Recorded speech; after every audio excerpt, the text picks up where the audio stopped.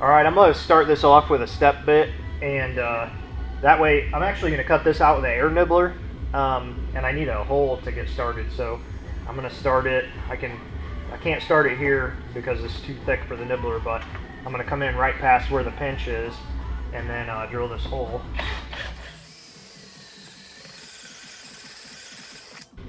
And that should be big enough to get the air nibbler tip in. Now I can, so. Air nibblers work well for cutting sheet metal, but they leave these little tiny half-moon shaped shards everywhere. You got to be careful not to get them stuck in your shoes.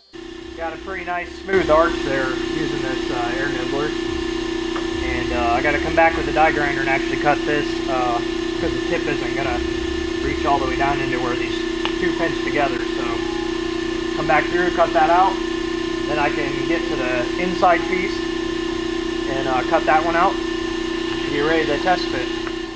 You probably noticed in this video that I'm not using a guard on my die grinder, but I do recommend using one as these discs can be dangerous.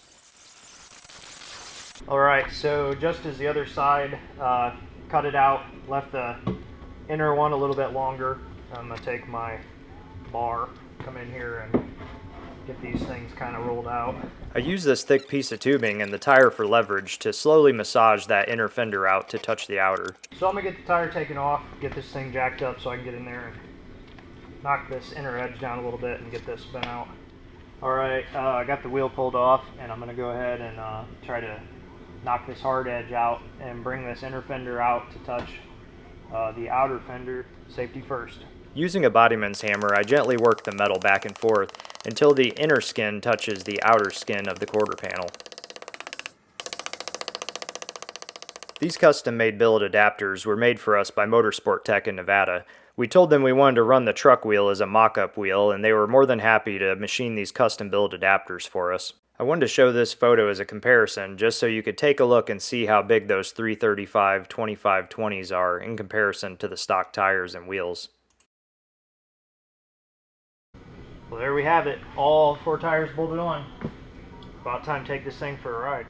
The car is riding on an airlift V2 suspension, and you can see us lowering and raising the car to check the fitment of the tire against the wheel well. Unfortunately, when I started the build, I didn't really get any good videos of the airlift suspension being installed. Now I'm doing a little bit of touch-up work to the other side of the car, just making sure the shape is good before I put this wheel on and we go for a test drive. So I've decided I'm going to use a actual like SEM product or something like that to seal this seam, and then that way it's kind of got an anti-corrosion material on it as well. But we'll come back and do that later. But for now, I'm going to set it down and see how it fits against the tire. So I lower the car down and then I gently move the car back and forth a little bit just to see if it rubs in the wheel well. Looks pretty good. Looks like it's just barely clearanced. So that should be just enough if for some reason we do need to move the car. Whoops. Move the car while it's all the way down. That should work out pretty good.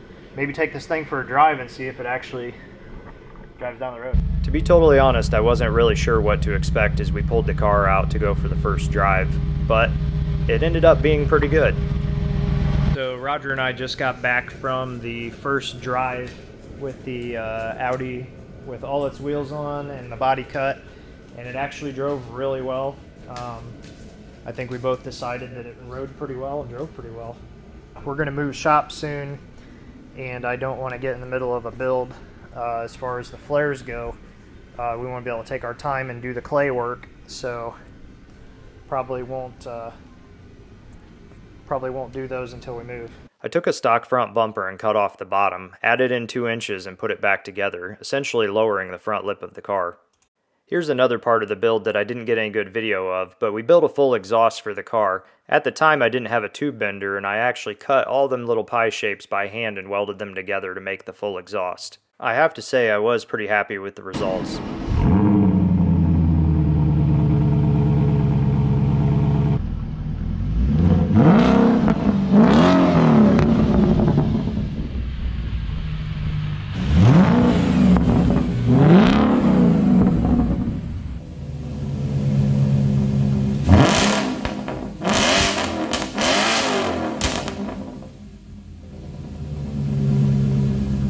Here I am finally in the new shop, and after driving the car a little bit I realized we needed to do a lot more clearancing on these fenders. If you look on the floor and at the back wheel, you can see the previous fender flares that I had developed when we did the clay molds. If you're interested in seeing how we did the clay before, leave a comment below and I'll post a video to show how that was done. After I got the one fender clearanced and it looked good to me, I decided to take and make a template of the whole thing.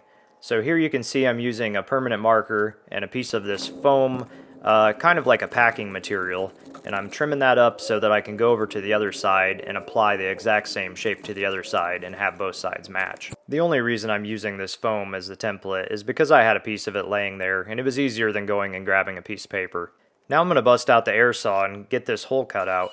If you've never used an air saw before, it's much like a hacksaw, only you don't have to do all the work. Plus it makes really nice tight little corners and curves. Now that I've got the outside of the fender clearanced, I know that there's a little bit more work to do near the rocker panel and firewall area. When the tire turns in, it tends to touch in that section. I use the air suspension to lift the car high enough so that I can get the jack underneath, and then I take the wheel and tire off so that I can work on that inner area by the firewall and the rocker panel. I use a hammer and another hammer to gently move back that portion that is touching. I really didn't have to move it much, about a ½ inch. Rocker panel though was another story. I had to get the grinder out and trim quite a bit of that off. There was also this really thick undercoating covering everything, so at one point you'll see me get out a scraper and start scraping it off. Would have been a good idea to wear a mask for this one. So here I am with a putty knife kind of cleaning up any of that loose undercoating, and then I'm going to fit the wheel back up and see how it turns left to right. I really didn't have to clearance quite as much as I thought I may have to, and I was pretty happy with the turning at this point. I decided while I was working up front I'd go ahead and remove the stock bumper in preparation for that one that we had modified earlier in the video. When I started working on the other side of the car, I realized there was this vacuum line that was right in the way of where I was going to be working, so I went ahead and relocated that line permanently. I measured the other side of the car and then used a permanent marker to mark this side where it needed cut. Here you can see I'm using the grinder to kind of clean up that area and cut it back until it just touches that black mark. Now I'm getting out the putty knife, cleaning up some of that undercoating, and moving that wall back with the hammer. I used the grinder to clearance the fender just a little bit more in the front and the back. There was no need to leave that metal there and I didn't want to have any problems later. Now it's time to fire the car up and see if the wheels turn left and right. Well, if you came from TikTok or Instagram, you know that this was a catch-up video to kind of get you to where we are today. I plan to make a whole bunch of tutorials, how-tos, and more in-depth videos on how this build's going. So if you liked what you saw, give it a thumbs up, give it a like, give it a share, and I'll keep producing the best footage I can for everyone. If you have a question, leave it below in the comments and I'll try to answer it. Thanks for watching the first video.